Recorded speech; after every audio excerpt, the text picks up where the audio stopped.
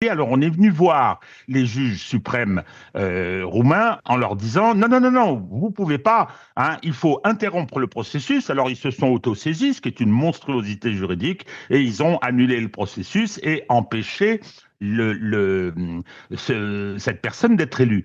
En France, c'est pas nécessaire de leur demander.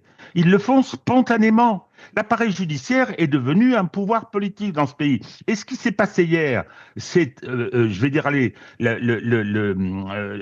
dernière, le dernier clou dans le cercueil de la démocratie représentative française, où l'appareil judiciaire vient de nous dire c'est nous qui commandons.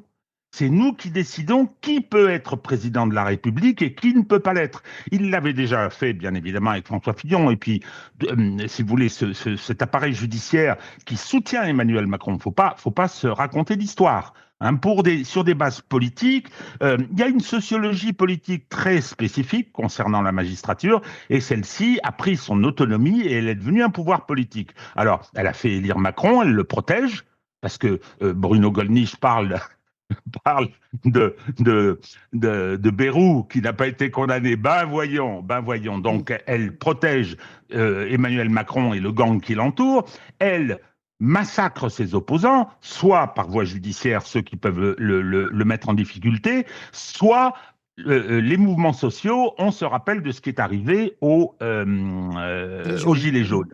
C'est-à-dire qu'il y a une aversion pour les couches populaires. Cet appareil judiciaire, aujourd'hui, constitué en pouvoir, vient d'envoyer un message très clair à la nation hier. Très clair, nous sommes les patrons, hein, et c'est nous qui décidons qui peut être candidat ou pas.